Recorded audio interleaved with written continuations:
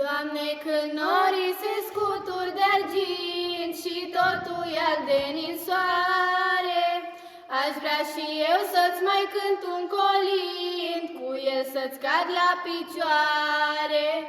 Aș vrea să fie din aur curat și cu adier de tămâie, odinioară și magii ți-au dat darul știut de o vecie. Vino, Iisuse, în inima mea, ca într-o iesle săracă, și încălzește-o cu dragostea ta, templu curat să se facă.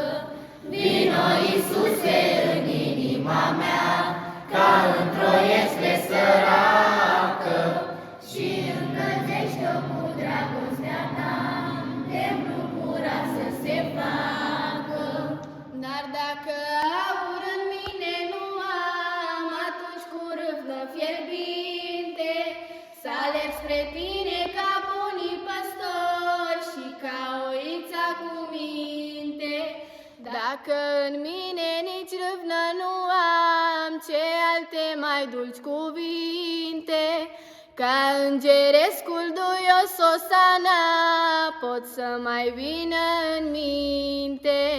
Vino, Iisuse, în inima mea, ca într-o iesle săracă, și încălzește-o cu dragostea ta, templu curat să se facă.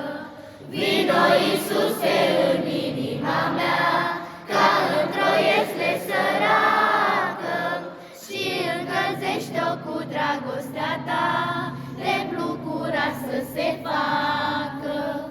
În fir de paie săracul meu gând, ca alte paie 1000, măcar cu ele să-ți faci așternut, prun coborât din vecie.